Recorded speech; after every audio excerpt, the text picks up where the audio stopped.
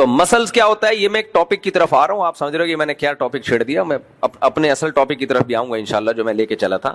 مسل جو ہے نا, عصبہ, پٹھے انسان کی باڈی کا پارٹ ہوتے ہیں. تو اس باڈی کا پارٹ ہونے کی وجہ سے وہ آپ ہیں, وہ آپ کے علاوہ نہیں ہے.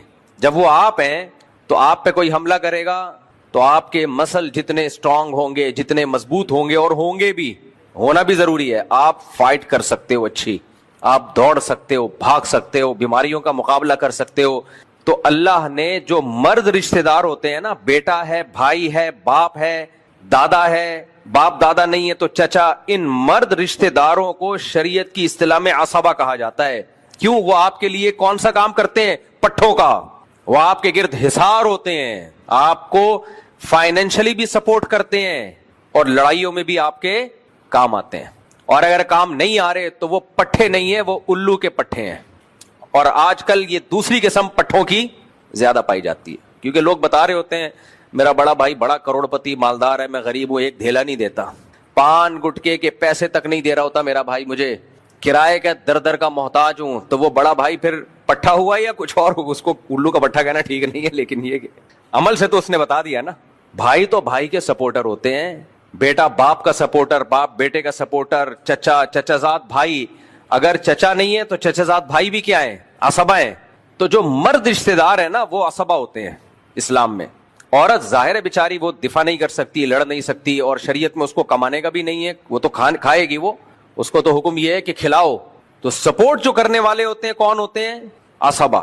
تو اسی لیے شریعت نے حکم یہ دیا ہے کہ وراثت کا حصہ ذوی الفروض, یعنی جو قریبی رشتے, جو جن کے حصے اللہ نے متعین کر دیے, ان کو دینے کے بعد جو بچے گا وہ سارا کہاں جائے گا؟ عصبہ کے پاس جائے گا. پھر عصبہ میں اللہ نے شرط لگا دی, جو قریب کا عصبہ ہے تو دور کے عصبہ کو محروم کرے گا. وہ بیٹا ہے تو باپ عصبہ نہیں بنے گا, باپ کا رشتہ زیادہ قریبی ہوتا ہے. لیکن چونکہ اس میں ایک اور چیز دیکھی گئی ہے, ضرورت باپ کو نہیں ہے, بیٹے کو ہے, کیونکہ اس باپ نے اپنی عمر گزار چکی ہے, تو مقام تو اس کا بیٹے سے زیادہ ہے. لیکن وراثت میں صرف یہ نہیں دیکھا نا, ایک اور پوائنٹ بھی دیکھا شریعت نے, کہ آپ کے مرنے کے بعد آپ کی اولاد کے کام آئے, کیونکہ ابھی اس نے زندگی گزارنی ہے. ابا زندگی گزار چکے ہیں, ابا کی وراثت آپ کو ملے گی اور آپ کی آپ کے بچوں کو ملے گی. ہاں, ابا کا ایک حصہ متعین کر دیا. لیکن اگر بیٹے نہیں ہیں تو پھر عصبہ کون ہے؟ پھر باپ کے پاس جائے گا سب کچھ. باپ نہیں ہے تو دادا, دادا نہیں ہے تو چاچا, چاچا نہیں ہے تو چچا کا بیٹا. تو یہ تو خیر ایک الگ ٹاپک تھا. تو شریعت کے جو احکام ہے نا, ان میں بڑی حکمتیں چھپی ہوئی ہیں, اور ان سے بہت کچھ سیکھنے کو ملتا ہے. تو یہ جو عصبہ کا لفظ ہے, یہ دو چیزیں بتا رہا ہے. نمبر ایک, یہ سپورٹر ہوتے ہیں, فائنینشلی بھی آپ کو سپورٹ کریں گے, اور شریعت میں ذمہ داری بھی انہی پہ ڈالی گئی ہے, مالی سپورٹ کی. باہر مغربی دنیا میں نا ساری ذمہ داری لوگوں کی حکومت پر ہے. اسلام میں حکومت پہ ذمہ داری نہیں ہے. حکومت کی ذمہ داری یہ ہے, وہ یہ دیکھے کہ عصبہ سپورٹ کر رہے ہیں کہ نہیں کر رہے. بھائی بھائی کے خلاف کیس کر سکتا ہے کہ میں غریب ہوں, مسکین ہوں, کچھ کھانے کو نہیں ہے, میرا بھائی میرا خیال نہیں کرتا. تو گورنمنٹ کا کام ہے وہ بھائی کو مجبور کرے کہ دو بھائی اس پہ خرچ کرو تم. تو ان ملکوں میں چونکہ ریلیشن ختم, ریلیشن کیا ہو گیا؟ ختم. تو اب کوئی سپورٹ بیوی کو سپورٹ نہیں کر رہے, بھائی بھائی کو کہاں سے سپورٹ کرے گا؟ تو اس لیے میں بار بار کہتا ہوں, ایک طرف ہو جاؤ, یا تو پورے انگریز کے پٹھے بن جاؤ, یا پورے اسلام کی طرف آ جاؤ. جب اسلام کی طرف آؤ گے تو اس میں پھر بچے بھی ہیں, بیوی بھی ہے, اور رشتہ دار بھی ہیں, پھر ان کو سپورٹ کرنا بھی ہے. وہ خالی پیلی کے نہیں ہے وہ. پھر اگر بھائی ہے تو اس کی ذمہ داری بھائی پر ہے, باپ کی ذمہ داری اولاد پر ہے, بڑھاپے میں ماں کی ذمہ داری اولاد پر ہے. آج دیکھ لو جتنے بڑے گھرانے ہیں وہاں پر ساری ذمہ داریوں سے وہ دستبردار ہو رہے ہیں. اخلاقیات کا معیار پتہ ہے کیا بن گیا ہے؟ کل میں ایک ولاگ دیکھ رہا تھا, کوئی باہر ملک کا کوئی ولاگ بنایا انہوں نے, اچھے آدمی ہیں, تو تعریفوں کے پول باندھ دیے انہوں نے. سڑکیں دیکھو, کچرا نہیں ہے, یہ نہیں ہے, وہ نہیں ہے, اتنے اچھے اتنے اچھے اتنے اچھے اتنے اچھے اتنے اچھے. آدمی کہتا ہے یار, اور ہمارا یہ نقشہ کھینچا اتنے گندے اتنے گندے اتنے گندے اتنے گندے, ہم لوگ اتنے گندے. بھائی بس کرو یار, بس کرو یار. ایک دم کسی کے ظاہر کو دیکھ کر فوراً ایک اسٹیٹمنٹ قائم کر لینا, اتنے اچھے ہیں اکیلے, سارے اچھے بہت ہیں, لیکن ہے کیا اتنے اچھے؟ تو آپس ریلیشن کیوں نہیں ہے ان کا آپس میں؟ یہ کون سا ریلیشن ہے؟ تمیز سے بات کر لی, تھینک یو کہہ دیا, اس کے علاوہ کوئی ریلیشن ہی نہیں ہے. ارے کمبختو, اس کو ریلیشن تھوڑی بولتے ہیں. پیدا کرو نا مخلوق کو, بچوں کو پیدا کرو, ان کو کھلاؤ. تمہاری جیب سے جانا چاہیے بچوں پہ خرچہ, پیدا کر نہیں رہے کہ ان کو کھلانا پڑے گا. یہ ریلیشن ہے؟ کنجوسی کی انتہا, کہ اپنی اولاد کو پیدا نہیں کیا جا رہا کہ میرے مال میں وہ میرے ساتھ شریک نہ ہو جائے. اس سے بڑا بغیرت دنیا میں کوئی نہیں ہوگا. میں کہتا ہوں بہت مشکل ہے میرے بھائی بات سمجھانا. اس زمانے میں کافر اپنا بچہ پیدا نہیں کرتا. کیوں؟ یہ تو بیوقوف بنا رہا ہوتا ہے غربت اور مہنگائی.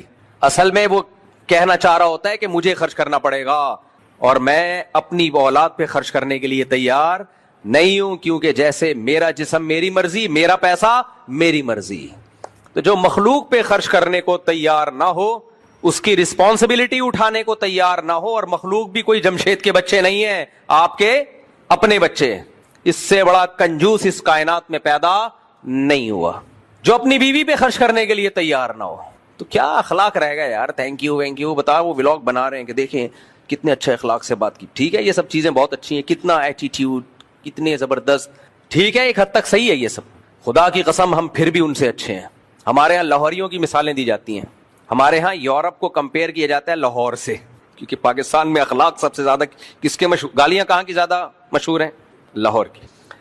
گالیوں میں کسی میں ڈپلوما کرنا ہونا, کیونکہ میں لاہوریوں کا بھی میں اپنا اس کو بیلنس کروں گا, ایسا نہیں ہے کہ میں کسی قوم کی برائی کروں. ہم کراچی کی پیداوار ہے نا, یہ ہمیں گالی سننے کو نہیں ملتی تھی. جب ہم لاہور جاتے تھے نا تو مذاق میں ایسی ایسی گالیاں, تو ہم حیران ہوتے تھے یہ کہ پہلے تو میں گھبرا جاتا تھا, پھر پتا چلا کہ یہ تو محبت میں ایسا ہے. اب آپ بتاؤ, کسی لاہوری کو آپ کمپیئر کرو باہر کے کسی گورے سے, تو اول نظر میں اخلاقیات میں کس کا پلڑا بھاری ہوگا؟ گورے کا. خدا کی قسم وہ گالیاں دے کے پھر بھی اچھے ہیں. میں نے لاہوریوں کو اپنے ماں باپ کی خدمت کرتے ہوئے دیکھا ہے, بوڑھوں کی خدمت کرتے ہوئے. وہ اپنے بھائی کے لیے بھی لڑے گا, اپنے باپ کے لیے بھی لڑے گا. صحیح لڑے غلط لڑے الگ ٹاپک ہے یہ, بعض دفعہ غلط بھی لڑ رہے ہوتے ہیں, صحیح بھی لڑ رہے ہوتے ہیں, بعض غلط بھی لڑ. رشتے کا پاس تو ہے نا, پاس تو ہے نا رشتے کا. وہ کھلائے گا اپنے بیوی بچوں کو ساری زندگی, مقروض ہو جائے گا, قرضے لے لے کے کھلائے گا. یہ ظرف مغربی دنیا کا نہیں ہے. تو ہمارا لاہوری گالی دے کے بھی ان سے اچھا ہے. نہ دے گالیاں, میں کوئی تعریف نہیں کر رہا کہ اور شروع ہو جائیں, لیکن کمپیئر جب کیا کرو نا میرے بھائی کسی کو بھی اوور آل. دیکھو ڈاکٹر جو ہیلتھ کے ماہر ہوتے ہیں ان کو پتا ہوتا ہے ہیلتھ کی ڈیفینیشن کیا ہے. میں اور آپ دیکھیں گے کہ کوئی بڑا لمبا چوڑا خوب جان بن بنی بھی, ہم فوراً کہہ دیں گے ہیلدی ہے. کیا خیال ہے؟ فوراً کیا کہہ دیں گے؟ ہیلدی. ڈاکٹر نہیں کہے گا, ڈاکٹر کہے گا بھائی پہلے ٹیسٹ کرواؤ, بلڈ پریشر کیسا چل رہا ہے, شوگر لیول کیا چل رہا ہے, اور ایسا تو نہیں جتنا فیٹ ضرورت ہونا چاہیے اتنا بھی نہیں ہے, کچھ فیٹ بھی تو باڈی میں رہنا ضروری ہے نا, تو سارا ہی ختم اڑا دیا اس نے. تو ڈاکٹر ٹیسٹ کر کے بتائے گا میرے بھائی یہ دیکھنے میں ہیلدی ہے, حقیقت میں اس کے انتقال میں صرف 1 مہینہ باقی ہے.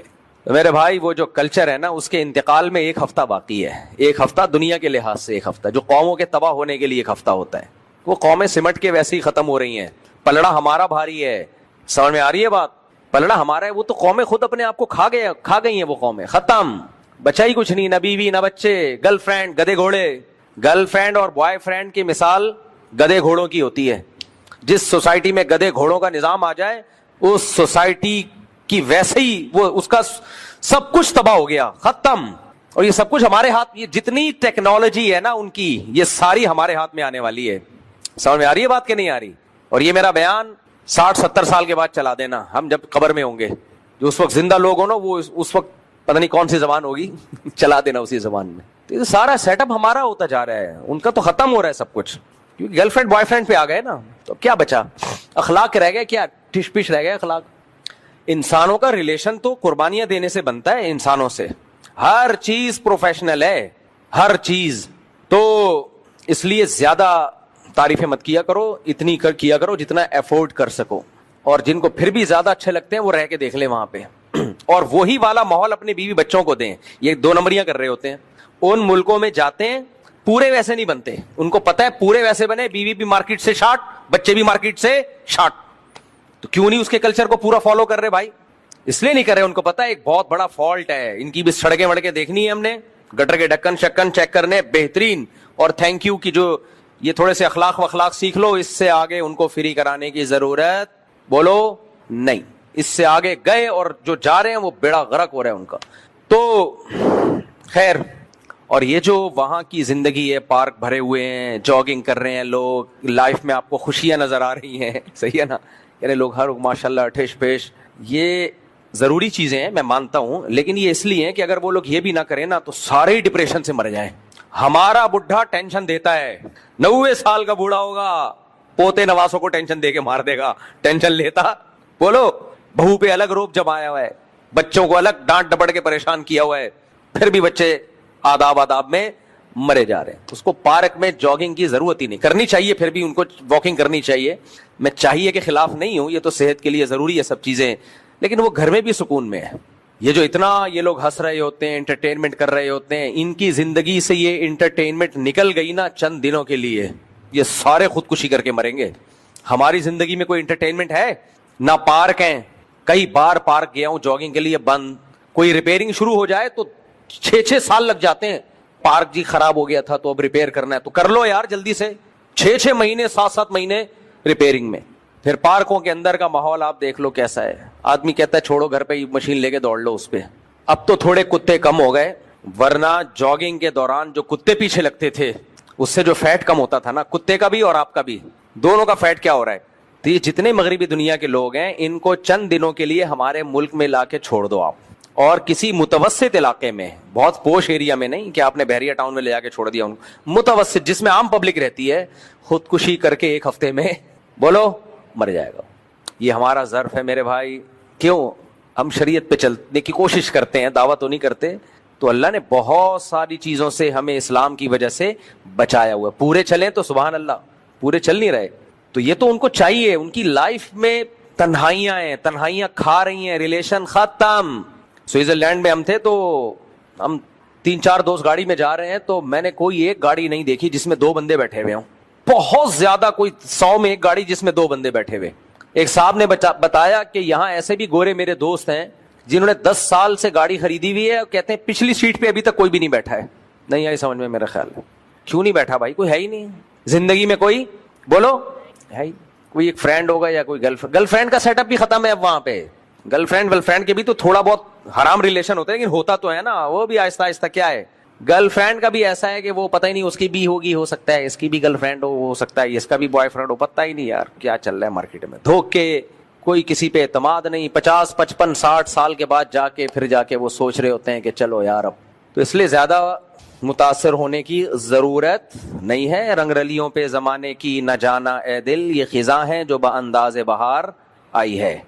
तो मैं वो मसल की मिसाल दे रहा था ना, असबा की, तो मैं वो मिसाल दे रहा था कि हमारे टीचर जब हमें पढ़ाया करते थे तो एक दफा सेंटेंस एक दफा रिपीट कर लिया ज्यादा से ज्यादा, बस।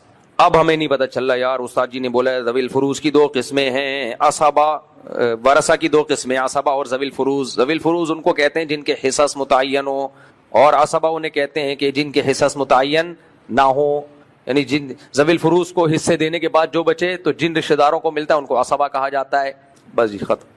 अब हम बैठे भाई वो चलेगा, क्या हो गया, क्या बोला था, लेकिन अब पता है कि दोबारा रिपीट नहीं होगा। तो वो हम ऐसा दिमाग लगा के बैठते थे कि जो अल्फाज निकल रहे हैं उसको पूरा पूरा कैच किया जाए। दिमाग पूरा हाजिर होता था। लिखने की इजाजत नहीं थी कि बैठ के लिखो इसको। उससे अजबर इतनी ज्यादा हमें हो गई, क्योंकि एक तालिब इल्म ने जो ज्यादा ज़हीन है, जिसका दिमाग ज्यादा हाजिर था, उसने पूरे अल्फाज, किसी ने आधे हो के, फिर हम बैठ के उसको रिपीट करते थे, तकरार करते थे, और हमें वो सेंटेंस अच्छी तरह से याद हो जाता था। हमें पता था कि ये दोबारा सुनने को नहीं मिलेगा भाई, दोबारा नहीं मिलेगा ये। तो सारे लेक्चर 50, 60, 70 लेक्चर ऐसे ही हुए हैं।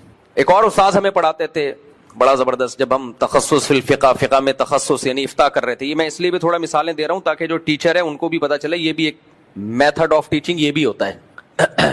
वो हमें किताब पढ़ाते, अल्लामा इब्न आबिदीन रहमहुल्लाह ताला की मशहूर किताब है ना, जो मुफ्तियों के लिए उन्होंने लिखी है। वो क्या करते, फजर के बाद हमारा सबक होता, एक तालिब से कहते कि पढ़ो, तो वो अरबी में थी, वो अरबी में पढ़ता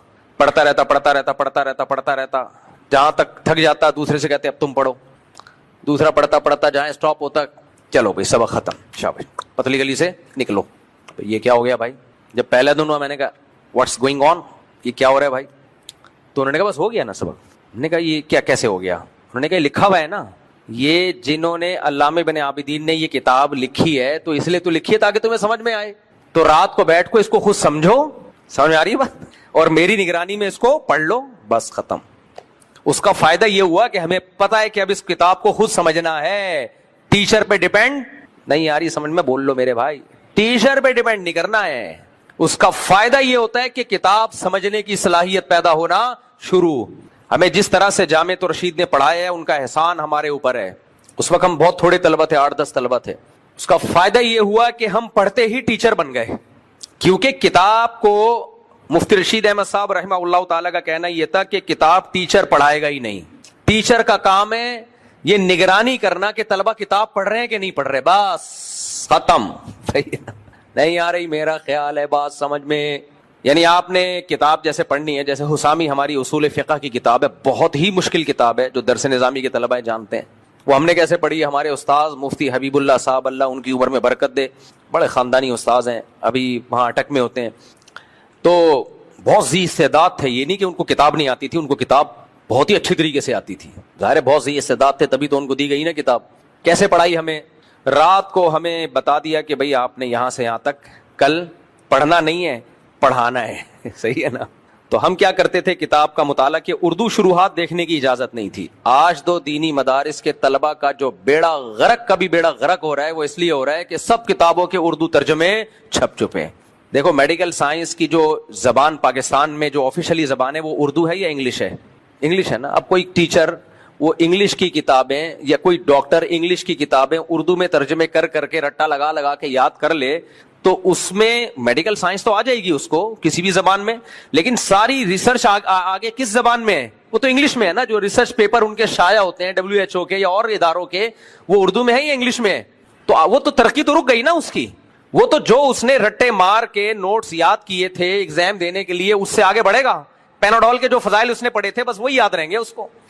कोई भी इल्म जिस जबान में होता है ना, जो उसकी ओरिजिनल जबान होती है, उस जबान को सीखे बगैर आप उस इल्म में उबूर और महारत हासिल नहीं कर सकते। तभी तो ये जितने आजकल स्कॉलर्स आ रहे हैं ना, गुमराह कर रहे हैं, क्योंकि किसी ने इंग्लिश में पढ़ा है, किसी ने उर्दू में पढ़ा है, इनको अरबी नहीं आती है, तर्जमे तक गलत कर रहे होते हैं। लेकिन अवाम चूंकि उनसे भी बड़ी फारिग होती है, इसलिए अवाम समझती है वाह यार क्या रिसर्च है, क्या रिपोर्ट है। जैसे अवाम जो रिलायबल डॉक्टर है ना, जो सही डॉक्टर है, उनको समझते हैं पागल है। फेंकू डॉक्टर को अवाम क्या समझते हैं? बोलो यार लाया है, यार कुछ नहीं लाया है। यूट्यूब पे जितना बड़ा फेंकू होगा उतना हिट होगा। कुछ हैं बहुत अच्छे डॉक्टर हैं जो अपनी काबिलियत की वजह से हिट है, लेकिन ज्यादातर हकीम और डॉक्टर जो लंबी लंबी लाके क्या कर रहे हैं? फेंके जा रहे हैं, फेंके जा रहे हैं, फेंके जा रहे हैं। ये मंजन, ये वाला कहवा पी लो, फैट एक हफ्ते में खत्म। कहवों से फैट खत्म होना होता, मोटापा पूरी दुनिया का मसला बना हुआ है इस वक्त। समझ आ रही है बात? ये कहवों से खत्म होना होता है ना, सारे हैंडसम स्लिम स्मार्ट घूम रहे होते। ये वाला कहवा पी लो तो इससे ये हो जाएगा, ये वाला एक लहसुन खा लो तो कोलेस्ट्रॉल हमेशा के लिए। ऐसा नहीं होता मेरे भाई। ये जो दिल की रगें जमती है ना, दिल की रगें, एक डॉक्टर से हमारी बातचीत हुई, हमने कहा डॉक्टर साहब ये जो दिल के अटैक होते हैं और ये जो दिल में वो कैल्शियम जम जाता है ना रगों में, तो ब्लड सही तरह सर्कुलेट नहीं करता, तो लहसुन खा के वो खत्म। उसने कहा मेरे भाई उस पर तेजाब के कतरे भी टपकाओगे वो नहीं है, उस सीमेंट से भी ज्यादा सख्त होता है। लहसुन खा लिया करें, फायदेमंद चीज है, लेकिन ऐसा नहीं है कि आपको वो बीमारी हो गई और लहसुन खा के वो दिल की ब्लॉकेज खत्म। खैर ये डॉक्टरों का टॉपिक है, मैं छेड़ता नहीं हूं, लेकिन मैं बता रहा हूं कि जितना बड़ा फेंकू होगा पब्लिक में उतना, बोलो ना, उतना हिट होगा। जो सही डॉक्टर होते हैं वो चलते ही नहीं है। बहुत कम है जो यूट्यूब पे चल भी रहे हैं, लेकिन सही भी हैं वो तो। और मैं जानता भी हूं उनको, लेकिन आपको बताऊंगा नहीं मैं। खैर, तो बात क्या चल रही थी? जो भी इल्म होता है ना उसकी ओरिजिनल जबान में होता है, तो फिर उसमें उबूर हासिल होता है। तो हम क्या करते थे, हमें जामिअतुर रशीद में ये उसूल बनाया हुआ था। अब हमारे उस्ताद हमें हुसामी पढ़ाते थे ना, उसूल फ़िक़्ह की किताब है। उसूल फ़िक़्ह बहुत मुश्किल फन है। उसूल फ़िक़्ह है क्या? उसूल फ़िक़्ह का मतलब होता है, ये मैं इसलिए बता रहा हूं ताकि आवाम को पता चले कि दीन का इल्म जब तक ये चीजें हासिल नहीं होगी वो उस वक्त तक आलिम नहीं बन सकते। ये जो आजकल हमारे अहले हदीस भाइयों ने कहा ना कुरान हदीस में मसला आता है जी, कुरान हदीस से हमने बयान किया जी। अबे कुरान और हदीस से मसला तो कुरान हदीस में ही होता है, तौरात इंजील में नहीं होता। लेकिन कुरान और हदीस से मसाइल के इस्तिंबात के कुछ उसूल और ज़ाब्ते हैं, कुछ उसूल और ज़ाब्ते हैं। उन उसूल और ज़ाब्तों को उसूल फ़िक़्ह कहा जाता है। फ़िक़्ह यानी जो मसाइल का बाब है ना कुरान और सुन्नत में, वो कैसे निकाला जाता है। इबारतुन नस क्या है, दलालतुन नस क्या है, इशारतुन नस क्या है, इक़्तिज़ाउन नस क्या है। हदीस सही मुतवातिर के खिलाफ होगी तो उसका क्या हुक्म है। अगर कोई हदीस सही है लेकिन उमूम में बलवा था उस जमाने में, तो सवाल पैदा होता है ये इतना आम मसला था, इसको बयान करने वाला सिर्फ एक रावी क्यों है। बहुत सारी चीजें इसमें। रावी अगर हदीस की खुद मुखालफत कर रहा हो, एक सहाबी ने हदीस बयान की लेकिन सहाबी का फतवा उस हदीस के खिलाफ है, तो क्या हुक्म है। ये सारे फ़िक़्ह के उसूल हैं जो हनफियों के भी हैं, शवाफे के भी हैं, इमाम मालिक के भी हैं, इमाम अहमद बिन हंबल के भी हैं। इनमें बहुत सारे उसूल सेम है, कुछ उसूलों में इख्तलाफ भी है। ये उसूल पढ़े जाते हैं, इनको क्या कहा जाता है, उसूल फ़िक़्ह। हमारे अहले हदीस भाइयों के ऐसा कोई सेटअप नहीं है, तभी हर शख्स का अलग ही कुरान और सुन्नत है। ان سے پوچھو, وہ قرآن حدیث کے مطابق کچھ اور بتا رہا ہوگا, ان سے پوچھو. مجھے وہ کسی نے کل واقعہ سنایا بڑا دلچسپ, کہ کوئی اہل حدیث عالم تھے یا سلفی عالم تھے سعودیہ کے, تو علامہ یوسف بنوری رحمۃ اللہ علیہ جو ہے نا, بنوری ٹاؤن کے بانی, بہت بڑے عالم گزرے ہیں, ان کا عرب علماء سے بھی بڑا لنک تھا. تو عرب کے کوئی سلفی عالم تھے, انہوں نے ان پہ طنز کیا کہ تم حنفی لوگ جو ہے حدیثوں میں تعویلیں بہت کرتے ہو, ایز اٹ از حدیث کو نہیں لے لیتے, کہتے ہو نہیں ایکچولی حدیث کا یہ مطلب ہے, تو حدیث کا یہ نہیں, تو یہ تعویلات اتنی کیوں کرتے ہو, جیسے حدیث آ رہی ہے ویسی لے لو بس. تو انہوں نے کہا شکر کرو ہم جیسے حدیث آتی ہے ویسے نہیں لیتے, کیونکہ جو عالم اعتراض کر رہے تھے وہ نابینا تھے. انہوں نے کہا اگر ہم ایسے ہی قرآن و سنت لے لیا کریں نا بغیر کسی تعویل کے, تو قرآن میں آتا ہے من کان فی ہذہ اعمی فہو فی الآخرۃ اعمی, جو دنیا میں اندھا ہوگا آخرت میں بھی اندھا ہوگا. کیا خیال ہے, اب ایسے ہی لیا جا سکتا ہے اس آیت کو, اب اس آیت کو ایسے ہی لیا جا سکتا ہے. قرآن کہنا ہے من کان فی ہذہ اعمی, جو اس دنیا میں اندھا ہے, فہو فی الآخرۃ اعمی, آخرت میں بھی کیا ہوگا, اندھا ہوگا. تو وہ ہنسنے لگے. خیر ظاہر ہے تعویل کی جائے گی کہ یہاں اندھے سے مراد جو دلائل سے اندھا ہو. کیوں بھائی, اللہ بلا وجہ نابینا لوگوں کو تھوڑی آخرت میں اندھا اٹھائے گا, ایک تو دنیا میں بھی آزمائش آخرت میں بھی آزمائش. ایک تعویل وہ ہوتی ہے جو کسی دلیل کی بیس پہ نہیں ہوتی ہے, ایک تعویل وہ ہوتی ہے جو کسی دوسری حدیث یا قرآن کی آیت یا اجماع امت کی وجہ سے ہوتی ہے. یہ تعویل تو اسی کو تو فقہ کہا جاتا ہے, اور یہ تعویلات صحابہ نے بھی کی ہیں. ایک صحابیہ کہ شوہر نے ان کو 3 طلاقیں دیں, نبی نے حکم دیا عدت اپنے شوہر کے گھر میں نہ گزاریں. حضرت عمر نے جب قانون بنایا اپنے دور خلافت میں, یہ بخاری مسلم کی حدیث ہے, تو حکم یہ دیا کہ جب عورت کو طلاق ہوگی, چاہے 1 طلاق ہو یا 3 طلاقیں ہوں, عورت عدت شوہر کے گھر ہی گزارے گی, اور نان نفقہ بھی کس کے ذمہ ہوگا, شوہر کے ذمہ. تو ان صحابیہ نے حدیث بیان کی کہ نبی صلی اللہ علیہ وسلم نے تو 3 طلاق والی عورت کے بارے میں فرمایا ہے کہ نہ اس کو نان نفقہ ملے گا نہ رہائش ملے گی.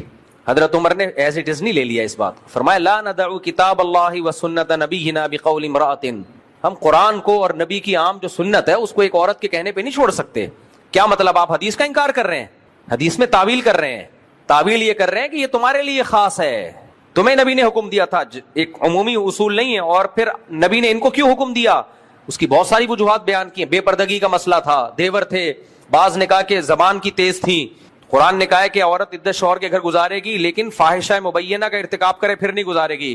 تو فاحشہ مبینہ میں زبان کی تیزی بھی ہے, تو کوئی خصوصیت تھی, اس کو جنرلی قاعدے کے طور پہ مت بیان کرو, کیونکہ قرآن یہی کہہ رہا ہے کہ طلاق یافتہ عورت کو نہ گھر سے نکال سکتے ہو, اور خرچہ بھی کس کے ذمہ ہے, تمہارے ذمہ. تو قرآن نے تو شرط نہیں لگائی کہ 1 طلاق ہو, 2 طلاق ہو, 3 طلاقیں ہوں.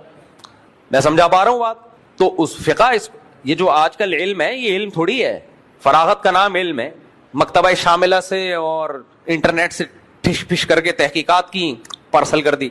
ایک صاحب مجھے کہنے لگے یہ جو امام حنیفہ نے بولا ہے کہ سورہ فاتحہ اگر کوئی جان کرنا پڑے, بھولے سے چھوٹ جائے تو سدہ صحف سے نماز ہو جائے گی.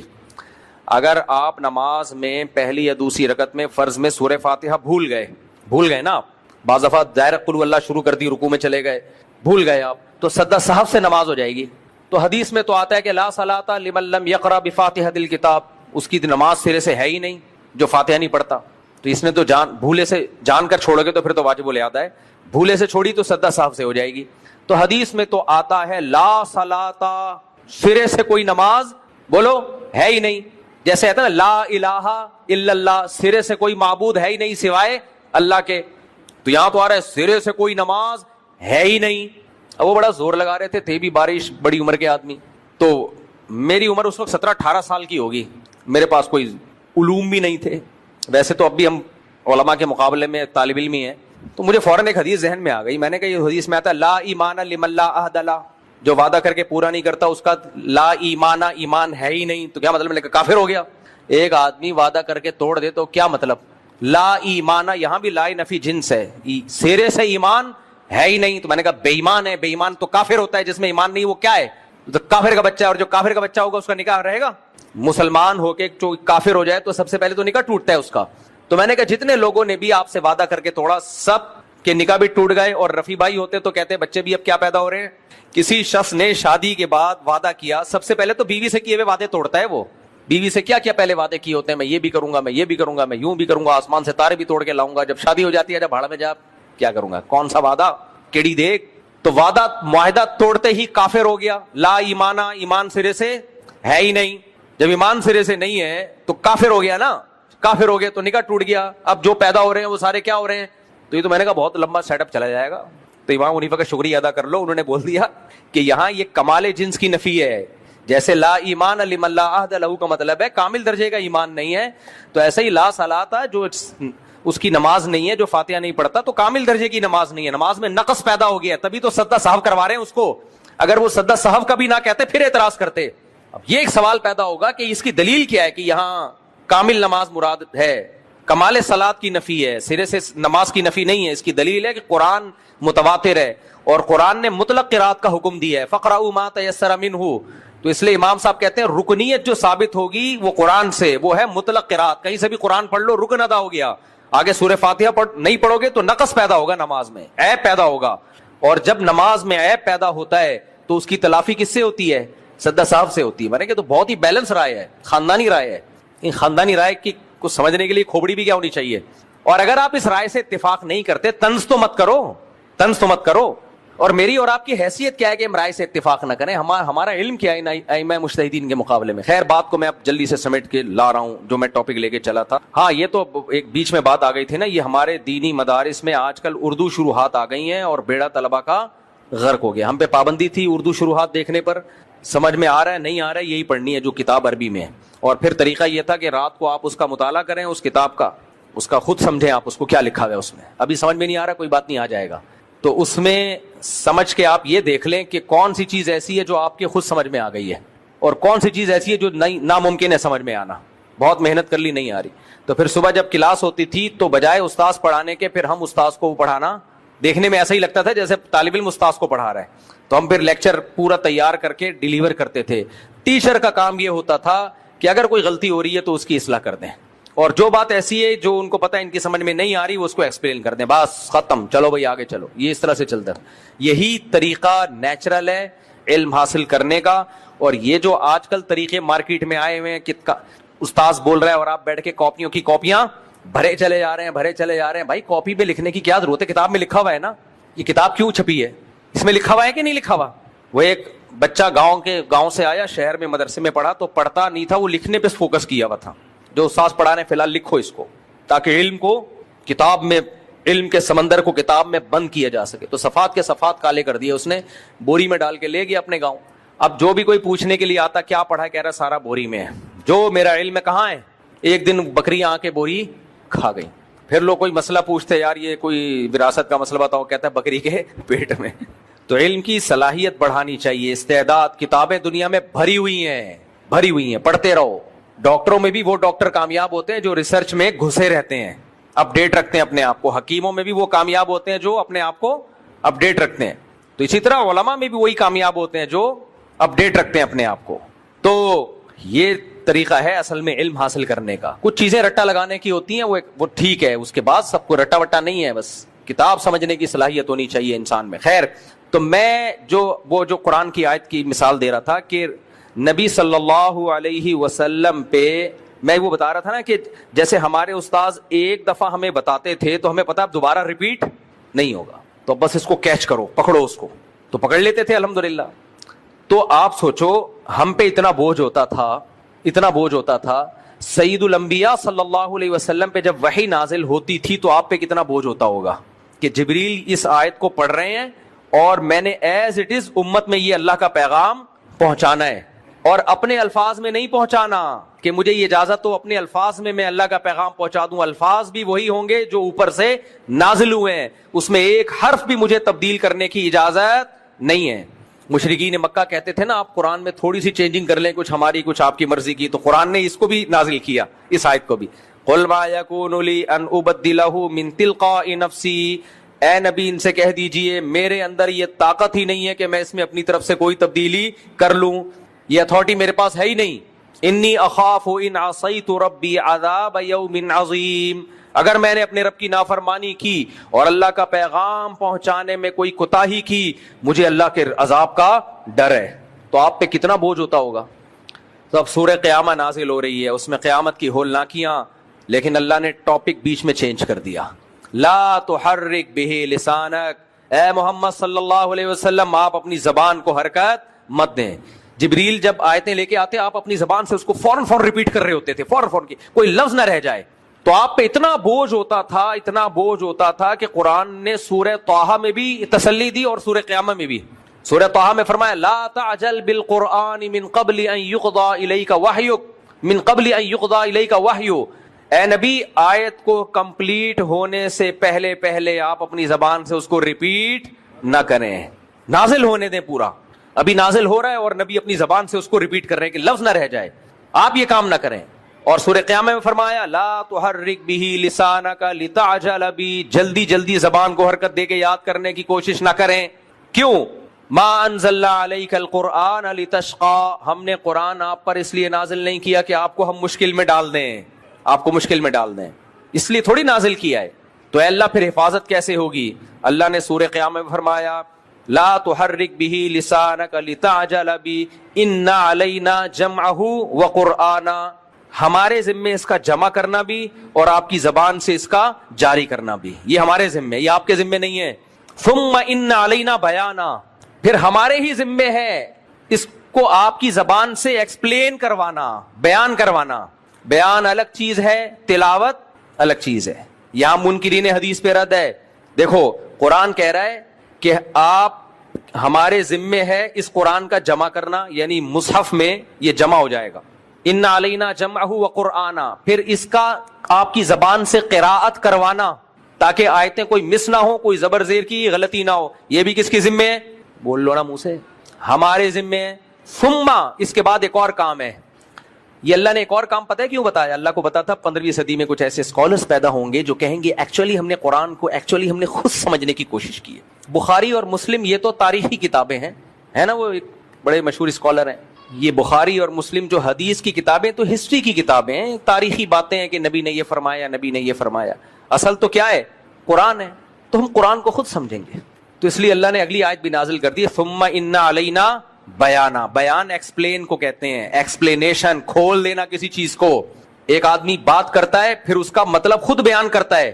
تو بات اللہ کر رہے ہیں, مطلب کون بیان کرے گا؟ نبی. تو اللہ کہہ رہے ہیں اس کا مطلب بیان کروانا کہ اس آیت کا یہ مطلب نہیں, یہ مطلب ہے. کیونکہ اللہ کو پتا تھا ایسے لوگ آئیں گے جو یہود و نصارہ کی طرح آیتوں کو اپنے اصل ٹاپک سے ہٹائیں گے, خود ہٹائیں گے اصل ٹاپک پر, اور علماء پہ الزام یہ لگائیں گے یہود و نصارہ والا کام کر رہے ہیں, آیتوں کا مطلب خود گڑھ رہے ہیں, حالانکہ وہ خود نہیں گڑھ رہے ہوتے, ان کے پاس دلیل ہوتی ہے اس کی.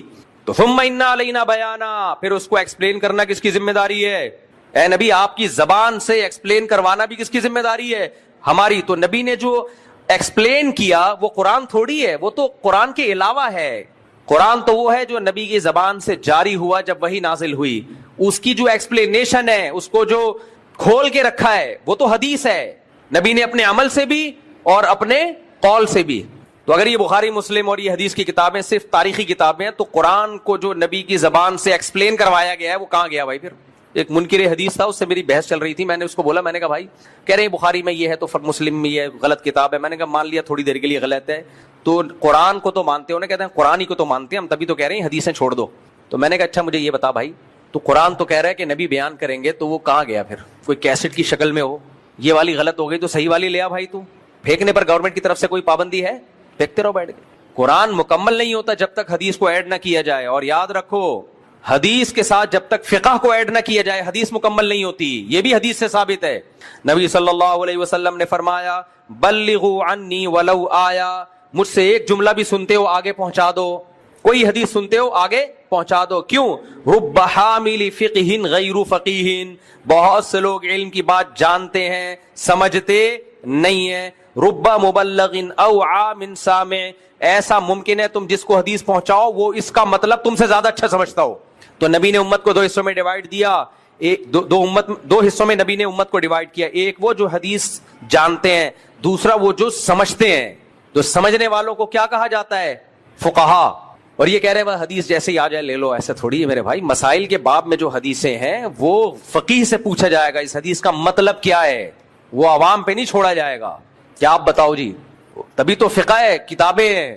صحابہ میں بھی چند مخصوص صحابہ تھے جو فتویٰ دیا کرتے تھے, مخصوص صحابہ, انگلیوں پہ ان کے نام گنے جا سکتے ہیں. اور آج پتھر اٹھاؤ مفتی نکلے گا, ہر شخص مفتی بنا ہوا ہے, ہر شاخ پہ الو بیٹھا ہے. انجام گلستان کیا ہوگا؟ تو ہم جو بیان لے کے چلے تھے اب اس کو سچی مچی میں ختم کر رہا ہوں میں, اور سچی مچی میں وہیں سے آ رہا ہوں, لیکن میں بھول گیا ہوں میں چلا کہاں سے تھا. نہیں نہیں، یہ تو ٹاپک ہی، میں تو دل کی اصلاح کی بات شروع کی تھی میں نے. ہاں میں نے بات یہ شروع کی تھی کہ نبی صلی اللہ علیہ وسلم نے ارشاد فرمایا کہ ایک چھوٹا سا سینے میں ٹکڑا ہے جس کو دل کہا جاتا ہے، جب یہ ٹھیک ہوتا ہے تو پورا جسم ٹھیک، اور جب یہ خراب ہوتا ہے تو پورا جسم خراب. تو یہ روحانی دل مراد ہے. اس سے there are two types of دل، دل کی دو قسمیں ہیں. ایک کو جسمانی دل کہا جاتا ہے، جو میڈیکل سائنس کا ٹاپک ہے، اس میں بلاکیج ہے یہ نہیں ہے، یہ تھوڑا سا خراب ہو تو پوری باڈی خراب ہو جاتی ہے. کیا خیال ہے، ہوتی ہے کہ نہیں ہوتی؟ تو اسی طرح میرے بھائی روحانی دل جب خراب ہو جاتا ہے تو بھی پوری باڈی کی ایسی کی تیسی، یعنی روحانی باڈی کی اوپر سے آپ فٹ فاٹ ہو گئے، مکے مشکے چل رہے ہوں گے آپ کے سب کچھ، لیکن روحانی زندگی کی واٹ لگ جاتی ہے، اور سکون اور اطمینان کا جسمانی زندگی سے اتنا گہرا تعلق نہیں ہے، روحانی زندگی سے اس کا تعلق بہت گہرا ہے. تو یہ والا جو دل ہے نا، اس کی اصلاح کے لیے جو میں نے قرآن کی آیت پڑھی، فَسَوْفَ يَأْتِ اللَّهُ بِقَوْمٍ يُحِبُّهُمْ وَيُحِبُّونَ، اللہ کہتے ہیں ایسی قوم کو اللہ پیدا کر دے گا جو اللہ سے محبت اور اللہ ان سے محبت. تو اس روحانی دل کی اصلاح کے لیے سب سے بڑی جو اس کی ہیلتھ ہے وہ پتہ ہے کیا ہے؟ کہ اس دل میں اللہ کے سوا کسی کی محبت نہ ہو، نہیں کم ہو. اللہ کی محبت تمام محبتوں پہ بولو غالب. یہ پہلی شرط ہے. آگے بھی بہت ساری چیزیں ہیں لیکن یہ پہلی ہے. اس کی مثال ایسے، ڈاکٹر کسی کو دیکھ کے کہے بھائی آپ کا تو اسٹرکچر ہی ایسا ہے کہ پہلے اس اسٹرکچر کو ٹھیک کرنا پڑے گا، آپ کو ویٹ کم کرنا پڑے گا، باقی چیزوں پہ ہم کیا کریں گے، اس کے بعد بحث کریں گے. کل ایک صاحب مجھے ملے، وہ اتنا غصے ہوئے، وہ بیچارے بھاری جسم کے تھے، کہتے ہیں یار آپ کیوں رگڑتے رہتے ہو یار ہمیں. ایسے صاحب یہ الفاظ تو نہیں لیکن ان کا مطلب یہی تھا. میں نے کہا میں نے آپ کو تو مستثنا کیا ہوا ہے، میں نے تو ان لوگوں کو بولا ہے کہ جو قدرتی طور پہ بھاری نہیں ہے، بد پرہیزیاں کر کے بھاری ہوئے ہیں. آپ تو نیچرلی ایسے ہو، حالانکہ وہ نیچرلی ایسے تھے نہیں نا بھائی. کچھ لوگ قدرتی طور پہ ہوتے ہیں بھاری جسم کے، وہ چاہے کتنا بھی پرہیز کریں. میرے اساتذہ میں مشائخ میں ہیں ایسے لوگ، بزرگوں میں نے دیکھے ہیں 24 گھنٹے میں ایک ٹائم کھاتے ہیں، جسم بہت بھاری ہے، وہ قدرتی طور پر ہے. یہ تو اللہ کی طرف سے ہے. کوئی موٹا ہوگا کوئی دبلا ہوگا، یہ تو اللہ نے بنایا نا. سارے فلم اسمارٹ ہوتے تو یہ تو دنیا کا نظام ہے. کوئی کالا ہوگا کوئی سفید ہوگا، کوئی بیمار ہوگا کوئی صحت مند ہوگا، یہ تو اللہ کا نظام ہے. اور کچھ پھوڑتے رہتے ہیں صبح شام، پھر بھی باریک کے باریک رہتے ہیں. تو یہ تو اللہ کا بنایا ہوا نظام ہے بھائی. لیکن وہ موٹاپا جو آپ کی بد پرہیزی کی وجہ سے ہو، وہ شریعت میں پسندیدہ نہیں ہے. اب میرا وہ 2 سموسے والا کلپ چل رہا ہے، یہ نہیں دیکھ رہے کہ بھائی وہ جو میں نے 2 سموسے کھائے ہیں وہ روزہ رکھ کے، سحری بھی انتہائی معمولی سی چند کھجوریں کھا لی ہیں وہ بھی نہیں. تو اگر رمضان میں آپ کی یہ مسلسل روٹین ہو، اس کے بعد آپ افطاری میں صرف 2 سموسے ہی پھوڑ رہے ہوں، پھر سموسا اتنا برا نہیں ہے. اور وہ بھی لہسن کی چٹنی کے ساتھ جو ویسے کولیسٹرول کو کاٹتی ہے، اور اس کے ساتھ بھی لیمن واٹر، چینی کا کوئی استعمال نہیں. یہ والا اس شرط کے ساتھ 2 وہ بھی نہ کھاؤ تو اچھا ہے، لیکن وہ سارا ہٹا کے 2 سموسے چلا دیا. اب لوگ سموسے کھا کے سموسے بنتے چلے جا رہے ہیں. سمجھ آ رہی ہے بات؟ تو اس لیے یہ جو کھانا پینا ہے نا، کھانا پینا یہ میرا ٹاپک نہیں ہے، یہ ڈاکٹروں کا ٹاپک ہے. پھر بھی میں اس لیے اس پہ بولتا ہوں کہ ہے یہ میڈیکل سائنس کا ٹاپک، لیکن شریعت نے اس کو ہائی لائٹ بہت زیادہ کیا ہے. دیکھو اسلام کا ایک رکن ہے روزہ، رکن ہے. اسلام کے 5 ارکان ہیں، توحید، نماز، زکوٰۃ، روزہ، حج، پورا ایک رکن ہے. ان ارکان میں کھانا پینا کوئی رکن ہے؟ بھائی اسلام کا ایک رکن ہے دیگ، چھٹا رکن حلیم، بریانی ہے. نماز، اس کا کوئی کھانے سے تعلق ہے؟ نماز سے پہلے کتنی پلیٹیں کھانا ضروری ہیں؟ وضو ہے، کیا خیال ہے؟ غسل ہے، وضو ہے، کھانا ہے کہ جو بھی نماز کے لیے آئے 2 گلاس شربت کے پی کے آئے، 1 بریانی کھا کے مسجد میں داخل ہو، ورنہ الاؤ نہیں ہے. نہ نماز سے پہلے کیا کام ہے؟ طہارت، وضو ہے، غسل ہے، وغیرہ وغیرہ. نماز کے بعد حکم کیا ہے؟ زکوٰۃ کے بارے میں ہے کہ پہلے زکوٰۃ سے پہلے 1 دیگ کھاؤ، اور زکوٰۃ ادا کرنے کے بعد خوشی میں 4 دیگیں. کہیں بھی نہیں ہے، اس میں بھی ہے پیسے دو. تیسرا رکن کیا ہے اسلام میں؟ روزہ. وہ تو ہے ہی اس کا نام کہ کھانا پینا چھوڑ دو. کھانا پینا کیا کرو؟ اچھا یہ یاد رکھو، افطاری میں جلدی کرنا سنت ہے، زیادہ کرنا سنت نہیں ہے. یہ لوگ اگر زیادہ افطاری کرنا سنت ہوتا تو افطاری کے ٹائم پہ شریعت نے مغرب کی نماز نہ رکھی ہوتی، بلکہ اسلام کہتا آج مغرب کو عشاء کے ساتھ لے جا کے جمع کر دو. آج مغرب کو کب پڑھو؟ ڈیلے کرو، آج بھوکے ہو، صبح سے کچھ کھایا نہیں ہے، کھاؤ. وہاں بھی اسلام نے بولا کہ کھا کے دھونے والے کھا، چل بھائی جلدی سے جا کے کیا کر، نماز پڑھ جا کے. نہیں 15 منٹ تو دور سے لوگوں کو آنے کے لیے ہوتے ہیں نا. خیر اتنا بھی نہیں نا کہ ایک کھجور کھا کے وہ بھاگا جا رہا ہے بیچارہ، اتنا بھی تو پھر بھی 10 منٹ ہوتے ہیں اصل میں. 15 منٹ کا مطلب پہنچتے پہنچتے تو 10 منٹ میں کتنا کھا لے گا؟ نکالنے کا بھی تو ٹائم ہوتا ہے نا اس میں. دوسرا جو امام لوگ ٹائم دیتے ہیں نا، وہ پبلک کو دیکھ کے دے رہے ہوتے ہیں نا. یہ کون سا سنت کے مطابق ایک کھجور کھا کے نماز، اگر جلدی نماز ہو تو یہ نماز چھوڑ دے گا، نماز چھوڑ دیں گے لوگ. خیر تو یہاں بھی یہ 5واں رکن کیا ہے؟ چوتھا رکن ہے حج. توحید کے بعد 5واں رکن ہے حج. اس میں بھی کیا ہے؟ کھانا پینا ہی نہیں ہے. مشقت. سارے احکامات ویٹ لاس کرنے والے ہیں. لیکن آج مسلمانوں کا ویٹ آپ دیکھو, جتنا نیک ہوگا اور میں بار بار بتاؤں, یہ وہ لوگ جو کھا کے ہو رہے ہیں. اس سے بزرگان دین یا نیک لوگ مراد نہیں ہے. میں نے بتایا صحابہ میں بھی بھاری جسم کے لوگ تھے, تو اس لیے میں اس پہ اتنا بولتا ہوں سموسے پکوڑوں کے خلاف اور یہ جو میٹھے کے خلاف, اور اس لیے کہ یہ ہمارے مذہب کا حصہ ہے. بار بار بخاری کی حدیث سناتا ہوں, اللہ کرے سمجھ میں آ جائے.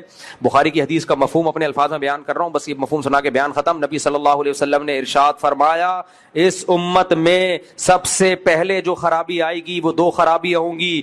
2 میں نمبر 1 جھوٹ, نمبر 2 موٹاپا. کھانے کی وجہ سے موٹاپا.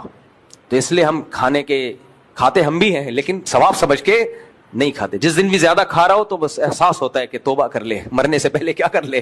کھاتے ہم بھی ہیں, ہم کو بہت نیک نہیں ہے.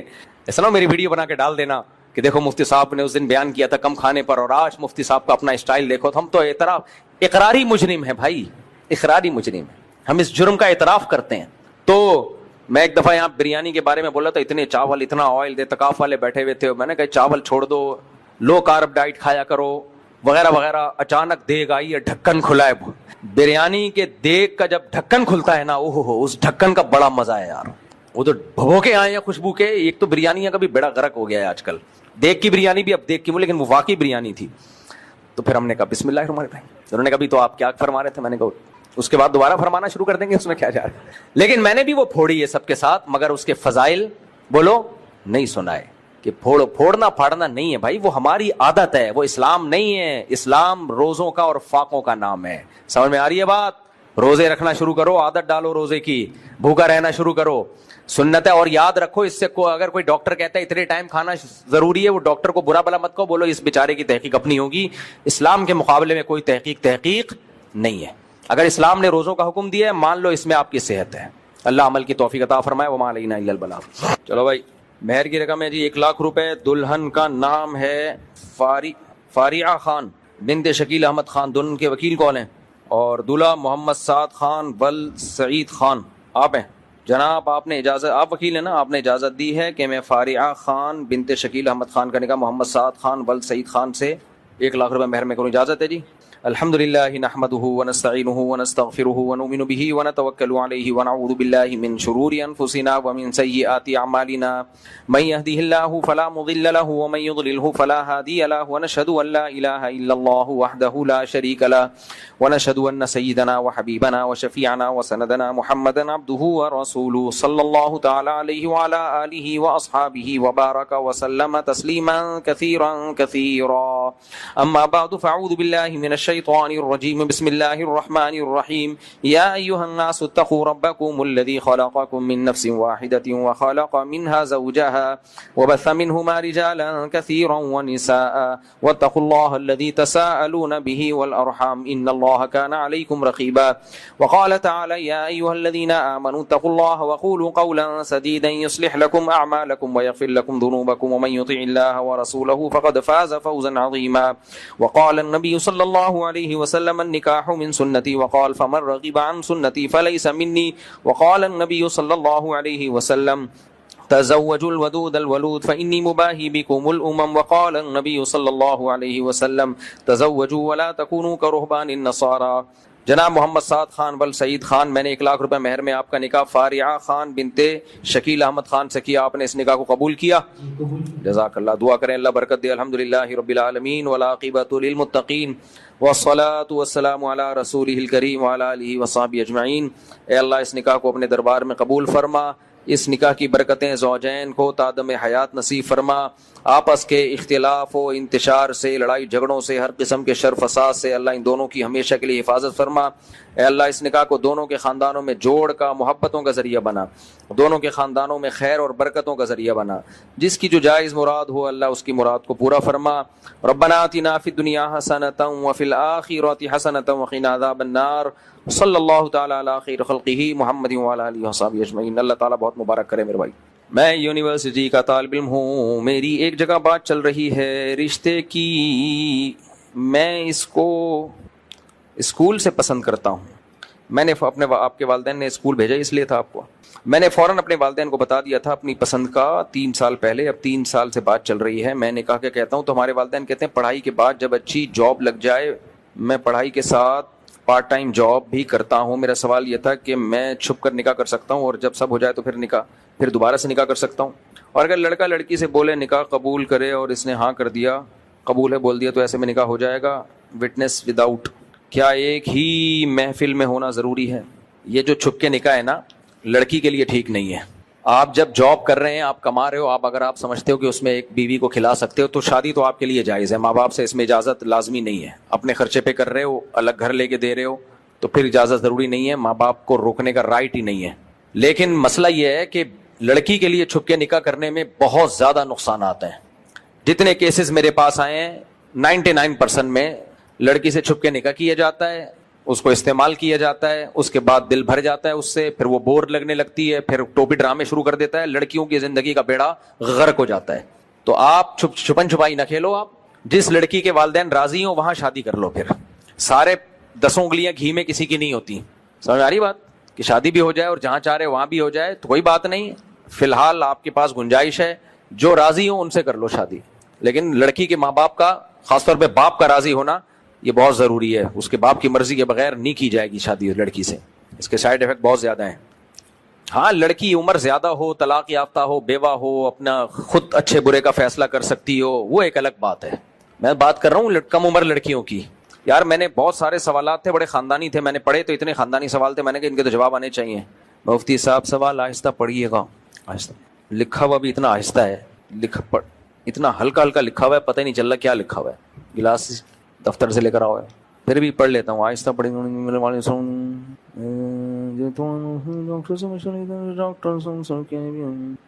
پتہ نہیں کیا لکھا ہوا ہے یار, یہ چشمے سے بھی سمجھ میں نہیں آئے گا. پینسل سے لکھا ہوا ہے اور بہت ہلکا ہلکا. 15 سال شادی کو ہو گئے, اولاد نہیں ہے, دعا فرمائے. دل سے دعا ہے جی اللہ نیک صاحب. ابے یہ کون سا کس کا اٹھا کے لے آیا چشمہ؟ چلو اچھا کر لیں, آپریشن کر لیں. سوال کی اجازت نہیں دی انہوں نے نا پڑھنے کی. آپریشن کر لیں, یہ پڑھ نہیں لینا کسی کا سیکرٹ ہے, پھاڑ دیا میں نے اسی وجہ سے. ایسا نہ ایلفی لگا کے ٹیپ سے جوڑ رہا ہوں بعد میں جا کے. کیا نام ویسے بھی نہیں ہے, پتہ نہیں چلے گا. 16 سال شادی کو ہو گئے, اولاد نہیں ہے, دعا فرمائے. دوسری شادی کا ارادہ, گھر والے اجازت نہیں دے رہے. تم لوگ یار ابھی تک تمہاری سمجھ میں نہیں آیا. یہ کہنے گھر والے کہیں گے بیٹا ایک اور شادی کرو, وہاں کر لو وہاں کر لو. پاگل کے بچوں, تم لوگ کب تمہیں عقل آئے گی یار؟ یہ فن والے کہاں گئے؟ وہ تھوڑا سا ویڈیو پہ آ جائیں آپ. سموسے چھوڑنے کا نتیجہ میں ان کو دیکھ کے پہچانا نہیں. میں نے کہا یہ مشتاق نام ہے نا آپ کا, مشکات. میں نے کہا یہ مشکات کے چھوٹا بھائی بیٹھا ہوا ہے آج بیان میں. کافی دیر سے میں بیان کے دوران ان کو دیکھ رہا ہوں کہ یہ مشکات کا چھوٹا بھائی بالکل مشکات جیسا کیوں ہے. تو پھر میں نے ان کو بیان کے بعد بلایا, میں نے کہا آپ مشکات کے چھوٹے بھائی لگ رہے ہیں شکل سے. کہہ رہے ہیں میں مشکات ہی ہوں. تو یہ سموسے چھوڑے ہیں آپ نے؟ ماشاءاللہ. اب دیکھو کیسے ہینڈسم ہو گئے نا, ماشاءاللہ فٹ فاٹ. تو جم بھی جاتے ہیں, آدمی باریک ہی اچھا لگتا ہے یار. اچھے ہو گئے ماشاءاللہ. اللہ یہ میں نے اس لیے لایا تھوڑی موٹیویشن ملے آپ لوگوں کو. سموسے چھوڑے, بریانی چھوڑی اور روٹی بھی. یہ بتائیں کھا کیا رہے ہیں؟ اتنی ساری چیزیں چھوڑ دی. بوائل چکن, بادام پستے, ڈرائی فروٹ, ٹھیک. اور آئل چھوڑ دیا, روٹی چھوڑ دی, چاول چھوڑ دیا, ہاں, اور میٹھا چھوڑ دیا. میٹھا چھوڑ دیا. اب کھاتے ہیں گوشت, کھاتے ہیں گوشت, چکن ہے, انڈے ہیں. مجھے ذرا بتائیں صبح ناشتے میں کیا کھاتے ہیں؟ ناشتے میں بوائل انڈے 8-9. بوائل انڈے 8-9 انڈے, اور ساتھ کھجور کا شیک. کھجور کا شیک. اور بکریاں رکھی ہوئی گھر میں, بکری کا دودھ نکالتا ہوں, ہاں, اسی سے شیک بناتا ہوں, وہی پیتا ہوں. کیا بات ہے, خاندانی کام. مجھے آپ اپنے گھر پہ ذرا لے جائیے بکری کا, میں بھی ولاگ بناؤں گا آپ کی, لوگوں کو تھوڑا سا موٹیویشن ملے نا. بکریاں پالی ہوئی ہیں, فریش ملک پیتے ہیں بکریوں کا. فریش ملک پیتے ہیں, اور موٹیویشن آپ ہی تھے. آپ نے بکریاں پالی تھی, آپ کو دیکھ کے میں نے بکریاں پالی, اور آپ نے جو دیسی گھی نکالنے کا طریقہ بتایا تھا, مکھن نکالنے کا, تو میں نے بکری کے دودھ کا مکھن نکالا تھا. واہ, ارے واہ یار, بہت کم نکلتا ہے لیکن بہت طاقتور ہوتا ہے, بہت اچھا ہوتا ہے. تو صبح آپ نے گوشت, صبح کھجوروں کا ملک شیک پی لیا, بکری کے دودھ کا, جی, اور صرف 6 انڈے کھا لیے آپ نے, جی, اور 8-9 انڈے. 8-9 انڈے, جی, اور یہ ناشتہ ہو گیا. اور ساتھ سیلڈ وغیرہ جو ہے, جو بیگم دے دیتی ہیں. اچھا جی, اس کے بعد بھی بیگم دیتی ہے کچھ سیلڈ دیتی ہے. اچھا, اس کے بعد دوپہر کو اکثر میں 2 ٹائم کا کھانا کھاتا ہوں. ناشتہ کرتا ہوں, اس کے بعد شوٹ پہ چلے جاتا ہوں. شوٹ پہ ہماری فزیکل ایکٹیویٹی زیادہ ہے, ہاڑا ہوڑی زیادہ ہے. منڈی بلاگس بنتے ہیں تو جانوروں کے ساتھ کھیلنا کودنا, ان پہ چڑھنا, ان کو بھگانا. اچھا, تو فزیکل ایکٹیویٹی زیادہ رہتی ہے. اس کے بعد جب واپس گھر میں آتا ہوں تو یہ کہ پھر بوائل چکن, या फिर दुम्बा पुलाव खा लेता हूँ, चक्की वाला दुम्बा जो है, हाँ हाँ हाँ। उसका पुलाव मिलता है यहाँ पर देसी फूड में, वो खा लेता हूँ। तो पुलाव तो खा ली ना, चावल तो आप कह रहे थे नहीं खाता मैं। चावल लेकिन ज्यादातर चक्की और दुम्बा गोश्त वगैरह खाता हूँ चावल उसमें से की निकाल- क्वांटिटी कम होती है उसमें। जी, जैसे मंदी खा रहा हूँ तो उसमें से चिकन निकाल लिया, उसमें से गोश्त निकाल लिया, वो खा लिया, तो फ्लेवर भी मिल जाता है। 2 मंदी टाइम खा लिया बस। 2 टाइम खाता हूँ बस, बाकी ये कि टुकमुक चलता रहता है, ड्राई फ्रूट्स कितने दिनों में कितना वजन कम हुआ है? मेरा तकरीबन पहले 88 वेट था ओए होए, जब आपसे मैं मिला था पहले, फिर उसके बाद जो है तकरीबन 1.5 से 2 साल में अभी मेरा 66 है, यानी कितना कम हो गया? तकरीबन 22 किलो। किलो। यानी इसका मतलब पहले आप मिशकात के अलावा भी थे। जी, पहले 2 मिशकात से वेग हो गया। फिर सिर्फ मिशकात नहीं थे आप, मिशकात के अलावा भी आप में चीजें थी, जी, वो निकल गई हैं सारी चीजें। बहुत सारी निकल कोई गई। कमजोरी तो महसूस नहीं हो रही? नहीं, कमजोरी नहीं, बल्कि ज्यादा फिट हो गया, क्योंकि पहले मेरा बिनोरिया मीडिया में काम करता था मैं, हाँ। तो 3 साल सिर्फ बैठने का काम था, 8-9 घंटे सिर्फ बैठा हुआ हूँ, एडिट कर रहा हूँ। तो अब मैं थोड़ा फिजिकल एक्टिविटी में आ गया, जब व्लॉग वगैरह मैंने स्टार्ट किया, तो ये कि अब मैं ज्यादा फिट फील करता हूँ। तो जिम भी जाते हैं? जिम हल्का बुल्का, जैसे हफ्ते में 3-4 दिन फिजिकल एक्टिविटी के लिए चला गया बस। बहरहाल आपको मैं देख के वल्लाह मैं नहीं पहचाना, मैंने कहा शायद ये, मैं मजाक नहीं कर रहा, मैंने कहा मिशकात के छोटे भाई आए हुए हैं शायद ये। माशाल्लाह जबरदस्त, आपने जज़ाकल्लाह। हिम्मत चाहिए इसके लिए, मुंह पे कंट्रोल करना दुनिया का मुश्किल तरीन काम है। चलें जी, अल्लाह जज़ाए खैर दे आपको। मैं आऊंगा आपकी बकरियां देखने इंशाअल्लाह। अच्छा भाई, ये पुराने सवाल हैं, पहले ये पढ़ लूँ। 15 साल शादी को औलाद नहीं है, दिल से दुआ है जी अल्लाह ताला नेक साले औलाद अता फरमाए। बाकी घर वाले जो इजाज़त नहीं दे रहे, तो वो घर वाले किसी के भी इजाज़त नहीं देते, करके बताया जाता है, और इस खौफ के साथ बताया जाता है कि कुछ भी हो सकता है, इसके लिए पहले से आपको तैयार रहना पड़ेगा। हजरत मौलाना मुफ्ती तारिक मसूद साहब अस्सलाम वालेकुम, आपने अपने किसी बयान में फरमाया था कि बकूर का मतलब सुबह 11 बजे करीब का वक्त होता है, लिहाजा सुबह का नाश्ता इस्लाम में नहीं है, और हिंदुस्तान की तारीख में भी सुबह 11:30 बजे खाना और मगरिब के बाद खाना हुआ करता था। सुबह से मुराद 11 या 11:30 का वक्त होता है, इसकी शरई दलील दें। हजरत आयशा रजी अल्लाह तआला अन्हा फरमाती हैं, नबी सल्लल्लाहु अलैहि वसल्लम सुबह की नमाज के बाद घर तशरीफ लाते और पूछते क्या खाने को कुछ है, अगर हम कहते नहीं तो आप सल्लल्लाहु अलैहि वसल्लम फरमाते फिर मेरा रोजा है। सही मुस्लिम। ये इन भाई का सवाल, इश्काल ये है इन भाई को कि मैंने कहा सुबह का नाश्ते का लफ्ज हमें पुरानी अरबी में मिलता ही नहीं है, जदीद अरबी में, पुरानी अरबी में नहीं है। और साहबे कराम में रिवाज था 2 टाइम खाने का, एक सुबह 11:30-12 बजे तक ये दोपहर का खाना होता था, और एक रात का खाना, बस ये 2 खाने होते थे पहले जमाने में, और हिंदुस्तान में भी यही था। हमने खुद हजरत मुफ्ती रशीद अहमद साहब रहमहुल्लाह से सुना, कहते हैं अंग्रेज ने नाश्ता वाश्ता मुतारिफ करवाया, मुसलमानों में इसका रिवाज नहीं था। तो अब इन्होंने जो दलील दी है कि नबी सल्लल्लाहु अलैहि वसल्लम तो फजर की नमाज के बाद घर पे आते और पूछते क्या पका, ये हदीस के ये अल्फाज नहीं है कि फजर के बाद घर में आते, हदीस में ऐसा कोई लफ्ज नहीं है कि फजर के बाद घर में आके पूछते क्या पका है। घर में आके पूछते क्या खाने को है, अगर नहीं होता तो रोजा रख लेते।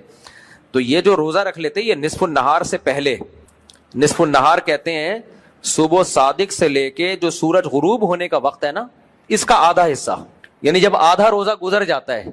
देखो सुबह सादिक फॉर एग्जाम्पल सुबह 5 बजे हो रही है और सूरज गुरूब हो रहा है 6 बजे, तो ये 13 घंटे का रोजा हो गया। तो 13 घंटे का हाफ क्या होगा, 6.5। तो सुबह से लेके 6.5 घंटे से पहले पहले निस्फुन नहार कहलाएगा, इससे पहले रोजे की नियत की जा सकती है, इसी हदीस से पता चलता है। बाकी ये कि वो सुबह 11:30 का टाइम होता था या 12 का टाइम होता था, ये वाला टाइम होता था, उसकी दलील ये है कि एक हदीस में आता है कि साहबा कहते हैं हम जोहर की नमाज खाना और कैलूला के बाद पढ़ा करते थे। जुम्मे के दिन ऐसा होता था कि खाना जुम्मे के बाद, यानी जुम्मे की नमाज इतनी जल्दी होती थी। तो उससे पता चलता है कि जोहर की नमाज अगर वो अव्वल वक्त में पढ़ रहे हैं और उससे पहले कैलूला भी कर चुके हैं खाना खाने के बाद, कोई क्या टाइम बनेगा फिर, वो यही टाइम बनेगा।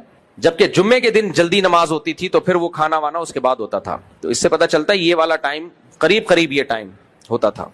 इस हदीस से मुबारक का रोशनी क्या, हाँ ये कह रहे हैं क्या इस हदीस की रोशनी में क्या नबी सल्लल्लाहु अलैहि वसल्लम 11:30 बजे तक बगैर खाए रहते, इसमें लिखा है भूखे रहते थे, यूं भूखे के बजाय यूं कह देना चाहिए क्या बगैर खाए रहते थे। भूखे का लफ्ज थोड़ा सा नामुनासिब मालूम होता है। क्या आप सल्लल्लाहु अलैहि वसल्लम क्या 11:30 बजे तक खाए पिए बगैर रहते थे? जी हाँ, ये कोई पहले जमाने में सब इस टाइम तक खाए पिए बगैर ही रहते थे। अंग्रेजों ने आके हमें सुबह के नाश्ते पे लगा दिया है। आप अपने दादा परदादा किसी के जिंदा हो तो उनसे पूछें, वो बताएंगे कि सुबह फजर पढ़ के कोई भी नहीं खाता था, लोग खेतों पे जाते थे, काम करते थे और मेहनत करते थे, और जब भूख खूब चमकती थी, दबा के भूख लगती थी, फिर जब सूरज निकलता था ना, सूरज की रोशनी तेज हो जाए, उस वक्त खाना खाया जाता था। और नेचुरल टाइम भी वही है। हकीकत यह है कि फजर के बाद भूख लगती भी नहीं है, चाहे कई घंटों का नागा हो। हमारी बॉडी सनलाइट के साथ सेट हुई हुई है। आप देखो अक्सर लोग सुबह शुगर चेक करते हैं, बढ़ी हुई होती है। बॉडी का एक अलग से मैकेनिज्म है, वो इतना पेचीदा है कि उसको समझना पूरी तरह मुमकिन नहीं है। اب صبح چونکہ اللہ تعالیٰ چاہتے ہیں, اللہ تعالیٰ قرآن میں کیا کہتے ہیں, ہم نے دن کو کام کاج کا ذریعہ بنایا, رات کو سونے کا اور دن کو وجعلنا النہار معاشا. تو دن جو ہے نا, تو دن چڑھتے ہی باڈی کو چاہیے کہ کام کرے وہ, تو اس لیے اللہ تعالیٰ نے صبح کے وقت میں خاص ایک انرجی الگ سے پیدا کی ہوتی ہے. ہماری باڈی کا صبح کو شوگر لیول حالانکہ کئی گھنٹوں سے کھایا پیا نہیں ہوتا ہم نے, تو وہ اسی لیے بڑا ہوتا ہے کہ اس کو آپ کام میں لے کر آؤ. ہم اور پراٹھے پھوڑ کے اور بڑھا دیتے ہیں وہ. تو جب آپ نیچرلی صبح بھوک لگتی بھی نہیں ہے, فجر کے بعد نہیں لگ رہی ہوتی بھوک, اللہ یہ کہ عادت ڈال لو. تو کوئی بھی جانور دیکھ لو آپ, صبح صبح اٹھتے ہیں, گڑائیاں لیتے ہیں, رات کو مغرب کے بعد وہ اپنے ڈڑبوں میں چلے جاتے ہیں. تو صبح نکلو آپ, کام کاج کرو, پھر آپ کی بھوک چمکنے لگے گی, پھر آپ کھاؤ, مزہ نہ آئے پیسے واپس. لیکن ہم لوگوں نے اپنی باڈی کو خراب کر دیا ہے, وہ اب سیٹ ہونے میں ٹائم لگے گا. خراب ہو چکی ہے ہماری باڈی, نیچر پہ تھوڑی ہے. بہرحال ناشتہ کر لیں, کوئی خلاف شرع نہیں ہے یہ. کچھ میں نے تو نیچرل بتایا کہ نیچرل کیا ہے, 2 ٹائم کا کھانا ہے. باقی کوئی ناشتہ کر رہا ہے تو کوئی وہ کر لے, ڈاکٹر اگر کسی کو کہہ رہے ہیں کر لے, میرے سے پوچھ کے نہ کرے, خود ہی کر لے. آپ حکیم تاریخ چغتائی صاحب کے پیچھے ہاتھ دھو کے کیوں پڑ گئے ہو بغیر دلائل کے؟ اگر دلائل ہیں تو مستند حوالوں سے جواب دیا کریں. یعنی میں تاریخ چغتائی پہ بخاری اور مسلم کے حوالے پیش کروں جی, یا قانون کی فلاں کتاب کے صفحہ نمبر 3 پہ لکھا ہوا ہے کہ تاریخ چغتائی کی وظیفوں کی کوئی حیثیت نہیں ہے. حوالے دینا, دلائل دینا اس کے ذمے ہوتا ہے جو مدعی ہوتا ہے, دعویٰ کرتا ہے. آئی بات سمجھ میں؟ مثال کے طور پہ آپ میرے پاس آئے, مفتی صاحب میرے سر میں درد ہے, میں نے پیناڈول نکال کے دے دی, 2 گولی کھا لو. آپ کہیں اس کی کیا دلیل ہے کہ یہ درد سر کی گولی ہے؟ میں کہوں بھائی دیکھو گوگل پہ جاؤ, سرچ کرو, ڈاکٹروں سے پوچھو, سب کہہ رہے ہیں کہ جس کے کھوپڑی سیٹ کرنی ہو اس کو 2 گولی پیناڈول کھلا لو. دلیل کس کے ذمہ ہے؟ گولی کون دے رہا ہے؟ علاج کون کر رہا ہے؟ میں کر رہا ہوں نا. تو اس علاج کے صحیح ہونے کی دلیل کس کے ذمہ ہوگی؟ میرے ذمہ ہوگی. آئی بات سمجھ میں؟ اب آپ میرے پاس آئے, سر میں درد ہے, میں نے 2 گولی پیناڈول دی. آپ کہہ رہے ہو مفتی صاحب دلیل دو, یہ گولی ٹھیک ہے. میں کہوں تو دلیل دے کہ یہ گولی نہیں ہے. وہ کہے گا بھائی کسی چیز کے نہیں ہونے کی دلیل تھوڑی ہوتی ہے, دلیل کسی چیز کے ہونے کی ہوتی ہے, نہیں ہونے کی تھوڑی ہوتی ہے.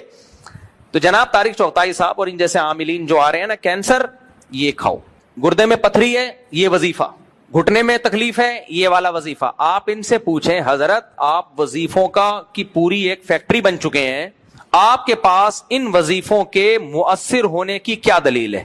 سمجھ میں آ رہی ہے بات کہ نہیں آ رہی ہے؟ یہ دلیل عاملوں سے پوچھی جائے گی, مجھ سے نہیں پوچھی جائے گی. تو آپ لوگ کہتے ہیں انہوں نے علوم حاصل کیے ہوئے ہیں, ان کے پاس کیا ہے؟ علوم. آپ ڈاکٹر سے پوچھیں آپ کے پاس کہاں سے علوم آئے, وہ آپ کو یونیورسٹی کا حوالہ دے گا, کتابوں کا حوالہ دے گا. آپ ان سے پوچھیں کہاں سے علوم آئے, کسی کے باپ کا بھی حوالہ ان کے پاس بولو نہیں ہے. باقی لوگ ایک اعتراض یہ کرتے ہیں کہ ہمارے اکابر بھی تو وظیفے بتاتے تھے. دیکھو قرآن کی کچھ آیتیں ایسی ہیں جو اس موضوع سے مناسب ہوتی ہیں. اس موضوع سے کیا ہوتی ہیں وہ؟ اس کی مثال ایسے ہے, آپ کی بیوی آپ کو تنگ کر رہی ہے, تو کسی بزرگ نے وظیفہ بتا دیا, ربنا ہب لنا من ازواجنا وذریاتنا قرۃ اعین, اے اللہ ہمیں ہماری بیویوں اور اولادوں کی طرف سے آنکھوں کی ٹھنڈک عطا فرما. تو یہ قرآن کے مضمون ہی یہ کہہ رہا ہے کہ یہ دعا یہ ہے کہ بیوی کو نیک بنا دے. تو یہ تو دلیل ہے نا خود بخود, آیت کا مطلب ہی یہ بن رہا ہے. اب آنکھ خراب ہو گئی اس کی بھی وظیفہ, ناک خراب ہو گئی اس کا بھی وظیفہ, اور ناخنوں پہ سرسوں کا تیل, کیا دلیل ہے؟ کون سی رپورٹ ہے؟ یہ تو پورے وظیفوں کی ایک فیکٹریاں ہیں جن کا دھندا اسی پہ چل رہا ہے. تو اس لیے دلیل ان عاملوں سے پوچھی جائے گی, مجھ سے نہیں پوچھی جائے گی. اور میں بولتا رہوں گا ان عاملوں کے خلاف 2 وجہ سے, کہ اللہ نے مجھ سے 2 دین کی ایسی خدمتیں لی ہیں کہ میں سمجھتا ہوں میرے جیسا نالائق آدمی 3 باتوں کی وجہ سے شاید بخشا جائے. 3 باتوں کی وجہ سے. یقینی طور پہ تو کوئی نہیں کہہ سکتا بخشنے کا, لیکن مجھے اپنے اعمال کا پتہ ہے, میں نیک آدمی جیسا آپ لوگ سمجھتے ہیں, اللہ کرے ایسا ہی ہوں, لیکن ہر شخص کو اپنا پتہ ہوتا ہے کون کتنے پانی میں ہے. 3 نیکیاں اللہ نے مجھ سے ایسی کروائی ہیں کہ شاید اس بیس پہ اللہ مجھے بخش دے. نمبر 1, حضرت مفتی عبدالرحیم صاحب سے عقیدت اور تعلق. سمجھ آ رہی ہے؟ شاید اللہ ان کے مریدوں میں شمار کر کے مجھے بخش دے, کیونکہ پیر اگر بہت نیک ہو نا تو اللہ سے امید ہوتی ہے کہ شاید اللہ کہے کہ چل تو بھائی تو آخری وقت تک ان کے ساتھ ہی چمٹا رہا تھا, چل تو بھی چلا جا, تیرے اعمال تو اس قابل نہیں ہے, لیکن اتنے بڑے بزرگوں سے تیرا تعلق تھا, مفتی رشید احمد صاحب جیسے بزرگوں سے تجھے محبت تھی, حضرت مفتی عبدالرحیم صاحب جیسے نیک لوگوں سے تجھے عقیدت تھی, ساری دنیا ان کے خلاف ہو گئی تھی تو پھر بھی ان سے چمٹا رہا تھا. چل نالائق, ٹھڈا مار کے کوئی فرشتہ کہتا چل بے دفع ہو جا, بھیجنا تو نہیں تھا تجھے لیکن چل دفع ہو, شاید اس بیس پہ اللہ مجھے بخش دے. نمبر 2, یہ میں نے جو شادیوں پہ لوگوں کو لگایا ہے نا, ہزاروں لاکھوں لوگ شادیاں کر چکے ہیں, ملتے ہیں, یہ زنا سے بچے ہیں, اور خدا کی قسم ان کا زنا سے بچنے پر مجھے اتنی خوشی نہیں ہوتی. انہوں نے جن لڑکیوں سے نکاح کر کے ان کو زنا اور ڈپریشن سے بچایا وہ زیادہ بڑی نیکی ہے. ہماری خانقاہوں میں ہو کیا رہا ہے؟ ہمارے بزرگان دین جو ہمارے لیے قابل اعتماد ہیں وہ کیا کر رہے ہیں؟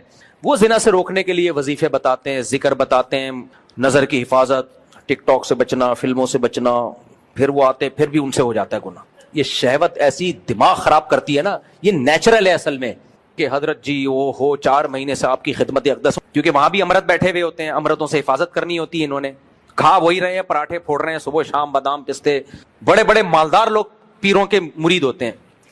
یہ سچی مچی کی باتیں کر رہا ہوں, مذاق نہیں کر رہا میں. توجہ. پھر وہ کہتے ہیں توبہ کرو, استغفار کرو, تم نے آج پھر فلم دیکھ لی, عشق ہو گیا امرت کا, فلانا ہو گیا, وہ پھر وہ روئے گا, بیان سنے گا, حضرت جی اللہ تقوی للہیت, پھر تبلیغ میں جائے گا 4 مہینے وہاں, ساری دنیا میں دین آ جائے, ہمارے اندر بھی آ جائے, دوسروں کے اندر بھی دین آ جائے, اللہ سے ہونے کا یقین, غیر اللہ سے نہ ہونے کا یقین بہت. لیکن شہوت ہے کہ کمبخت, کیونکہ آدمی ہے نا, تبلیغ میں جا کے ہجڑا تھوڑی بن جائے گا. کسی پیر و مرشد سے بیعت کر کے نہ پیر ہجڑا بنتا ہے نہ مرید ہی. وہ پیر جب ہجڑا نہیں بنا وہ آدمی ہے, تو تم کہاں سے ہجڑے بن جاؤ گے بھائی؟ کیوں فطرت سے لڑ رہے ہو بغیر؟ مجھے غصہ آتا ہے یار. پھر یہ اسلام ہے؟ کیوں نہیں کرتے صحابہ کی طرح شادیاں یار؟ آدھا اسلام لے رہے ہو, کم وقت آدھا چھوڑ رہے ہو تم. اسلام میں جہاں عورت سے نظر کی حفاظت ہے وہاں حلال بھی تو ہے. ان عورتوں کو اللہ نے تمہارے لیے پیدا کیا ہے, اپنی خواہش ان سے پوری کرو, ان کی بھی خواہش پوری کرو. اس لیے نہیں پیدا کیا کہ اب شیخ ایسا مریدوں کو کھینچ کے رکھتا ہے نا, کسی آنٹی کو نہیں دیکھنا, بس وہ یہاں آ رہا ہے بھائی, نہیں دیکھو. میں نہیں کہہ رہا کہ دیکھنا شروع کر دو, غلط ہے. ابے تو اب آلٹرنیٹ تو بتاؤ اس کا. مرد ہے, اس میں ٹیسٹوسٹیرون لیول یہاں تک پہنچا ہوا ہے, مردانہ ہارمونز ہیں, اور جتنا عورت سے بچتا ہے نا مردانہ قوت کم ہونے کے بجائے اور بڑھتی ہے. یہ جو فوش فلمیں دیکھتے ہیں تو چھکے بن چکے ہوتے ہیں, ان میں تو ڈیزائر ہی ختم ہو چکی ہوتی ہیں. جو نہیں دیکھ رہے ہوتے, نظر کی حفاظت کر ہوتے ہیں, وہ تو بم کا گولا بن چکا ہے. وہ نہیں آ رہی میرا خیال ہے بات. جب آپ نظر کی حفاظت کرتے ہو نا, اور موویز سے بھی بچتے ہو, ٹک ٹاک سے بھی, تو آپ میں یہ شہوت کم نہیں ہوتی. اندر سے کیا ہو رہے ہوتے ہو؟ مردانہ وجاہت بڑھ رہی ہوتی, آواز مردانہ ہو رہی ہوتی ہے آپ کی, آپ میں یہ بڑھ رہی ہوتی ہے. تبھی تو پھر اس کا آلٹرنیٹ کیا ہے؟ نکاح کرو. بیوی تبھی تو ایسے لوگوں کو اچھی لگتی ہے. دائیں میں کو دیکھنے ہے تو اپنی بیوی ہی ان کو حور لگتی ہے. اب وہ ایٹم بم کا گولا بن گئے. اب وہ شیخ صاحب مجھ سے آج یہ ہو گیا, میں نے آج فلانے, تو وہ عجیب یار. یہ فطرت نہیں ہے بھائی, یہ بغاوت ہے فطرت سے. پھر وہ اس کو بتا رہے ہوتے ہیں بیٹا پھر مراقبہ کرو, محاسبہ کرو, یہ سوچو کہ بد نظری کے کیا کیا نقصانات ہیں. وہ سب سوچنے چاہیے, میں اس کے خلاف نہیں ہوں. تو قرآن نے حکم دیا نظر کی حفاظت کا, بھائی ہم کون ہوتے ہیں؟ تو یہ ساری چیزیں ہوتے ہوتے, ابے بھائی تیری مریدنی بھی وہ بھی نظر کی حفاظت میں ٹائم لگا رہی ہے, ٹینشن میں اٹھی ہوئی ہے. تیرا مرید بھی سیدھا سیدھا چماٹ مار کے اس کو بول تو اس سے شادی کر لے, تو اس سے شادی کر لے, ختم. فوراً کہتے ہیں اکنومیکلی مسائل ہیں, 2 بیویوں کو پالنا مشکل ہے, کھلائے گا کہاں سے؟ یہ جو خانقاہ میں تمہارا ایک سیٹھ مرید درجنوں لوگوں کو فری پھوکٹ کی بریانیاں کھلا رہا ہے, اس کو بول ان کو مت کھلاؤ, یہ مسنڈوں کی گردنیں موٹی ہو چکی ہیں فری پھوکٹ کا کھا کھا کے. جا کے کسی لڑکی سے شادی کر کے اس کو کھلا, اور وہاں اپنی خواہش بھی پوری کر. پھر کوئی اچھی لگ رہی ہے پھر ایک اور شادی کر لے وہاں. یہ ٹھڑک یہاں سے پوری کرو حلال طریقے سے. یہ ٹھڑک اللہ نے رکھی ہے عورت کے لیے, اور عورت, اللہ تعالیٰ ہمیں ہجڑا بھی تو پیدا کر سکتا تھا, نظر کی حفاظت کی ضرورت ہی نہ رہتی. کیا خیال ہے؟ ابے کیا ہو گیا؟ اللہ تعالیٰ کو ہمیں عورت سے بچانا نہیں ہے, ورنہ عورت کو پیدا کیوں کیا؟ آدم, اگر دیکھو عورت سے بچانا ہوتا نا, اللہ آدم علیہ السلام کے لیے اماں ہوا کو جنت میں پیدا نہ کرتا, بلکہ ان کو حکم دیتا کہ جنت میں ماحول خراب نہیں ہونا چاہیے, ایک عورت پیدا ہی نہیں ہوگی تاکہ آپ کو نظر کی حفاظت کا مسئلہ کھڑا ہی نہ ہو. اللہ تعالیٰ نے عورت کو اماں ہوا کی شکل میں پیدا کیا تاکہ دونوں کا ملاپ ہو, محبتیں ہوں دونوں میں. تو عورت کو مرد کے لیے, مرد کو عورت کے لیے پیدا کیا گیا ہے, ایک دوسرے سے دور رہنے کے لیے پیدا نہیں کیا گیا. تو اس کا حل یہ نہیں ہے کہ اتنے محاسبے, مراقبے اور اتنی ٹینشنوں میں بندے کو ڈالا جائے. چماٹے مار مار کے بغیرتوں کی کیا کراؤ, ان مسٹنڈوں کی شادی کراؤ. جو مرید 22-23 سال کا ہو گیا ہے, اگر سیٹھ آدمی ہے 30 سال کا ہو گیا, کروڑ روپے کما رہا ہے, اور کہہ رہے حضرت نظر کی حفاظت نہیں چھوٹتی, میری بیگم بھی, اس کو چماٹ مارے شیخ. بولے بغیرت, میری تو اتنی ساری مریدنیاں ہیں, وہ خطوط لکھ کے دے رہی ہوتی ہے کہ ہماری شادیوں کی عمریں نکل رہی ہیں اور ہماری شادیاں نہیں ہو رہی, ہمیں فوش فلموں کی عادت پڑ رہی ہے, ہماری جمشید سے دوستی ہو گئی, فلانے سے دوستی ہو گئی, تو اس سے شادی کرے گا, تیرا باپ بھی کرے گا جا کے شادی. باپ سے مراد تو کرے گا شادی. چماٹ مار کے پیر صاحب کیا کروائیں, اور جب شادی ہو جائے گی تو مریدنی خط لکھنا چھوڑ دے گی کہ مجھے نظر کی, وہ کہے گی بھائی میری ڈیزائرز پوری ہو گئی ہیں, مجھے اولاد بھی مل گئی ہے. تو یہ نیچرل نہیں ہے جو خانقاہوں میں چل رہا ہے. پیر صاحب کتنے واقعات ہیں, میں نہیں کہہ رہا سارے پیر, زیادہ تر تو نیکی ہوتے ہیں, پیر صاحب خود انوالو ہو جاتے ہیں, پکڑے جاتے ہیں, کھا وہی رہے ہیں, مرغے پھوڑ رہے ہیں, مراقبہ. پھر مریدنیاں بھی خوبصورت بھی ہوتی ہیں, اس میں بعضوں کی آوازیں بڑی, پیر صاحب کو جب فون کرتی ہیں ہیلو, وہ پیر صاحب کی کا جنازہ نکلنا لگتا ہے, اس میں پیر صاحب پاگل ہو جاتے ہیں, یار یہ کیا ہو گیا. तो कुछ होते हैं बहुत तकवे वाले, लेकिन अपने आप को इतनी मुसीबत में डाल क्यों रहे हो? एक आसान मिसाल देता हूं. देखो, फर्ज करो मैं पीर हूं, मेरे पास कोई मुरीद आया, हजरत मेरा दिल चाह रहा है, वो रोटियां पक रही हैं, उनकी खुशबू और वो बिरयानियों की देगे और वहां से कबाब पराठे, हजरत मैं जहां रहता हूं कहीं चपली कबाब बन रहे हैं, कहीं कोफ्ते बन रहे हैं. माहौल तो ऐसा ही है ना भाई, माहौल तो चारों तरफ ऐसा ही, कहीं चपली कबाब, कहीं कोफ्ते, कहीं बिरयानियां, कहीं रोटियां. हजरत मेरे पास, मैं क्या करूं, मेरा दिल चाहता है मैं चोरी कर लूं. फिर मैं कभी उस रोटी को देख रहा होता हूं, कभी उस बिरयानी को देख के राल टपका रहा होता हूं. पीर साहब कहते हैं नजर की हिफाजत करो. क्या करो? नजर की हिफाजत. हजरत मैं कोशिश तो करूंगा, लेकिन मेरे चारों तरफ हैं ही खाने पीने के होटल, में कैसे हिफाजत करूं? फिर वो हमारे हजरत जी दामत बरकातुम फरमाया करते थे, नजर की हिफाजत जो नहीं करता उसका ईमान चला जाता है, बेईमान हो जाता है, और भी बहुत कुछ हो जाता है जो मस्जिद में बताने का नहीं है, ये हो जाता है, वो हो जाता है. तो फिर वो आया, हजरत मैंने तौबा की थी, फिर मैं किसी के कबाब देख के दिल ललचाया, मैंने जाके धोने वाले खा ली. कोई बात नहीं, गुनाहगार की तौबा अल्लाह कबूल करता है. तौबा करो, 100 दफा तौबा करके 100 दफा तोड़ेगा तौबा. फिर मायूस होना शुरू हो जाएगा, फिर कहेगा यार 2-4 हजार में 2-4 ऐसे होंगे जो शायद बच जाएं, 99% वो चोरियों पे ही आ जाएंगे. पीर वो होगा जो सही पीर होगा ना, वो क्या है, तेरे पास पैसे हैं कबाब खाने के? जी हजरत हैं. चमाड़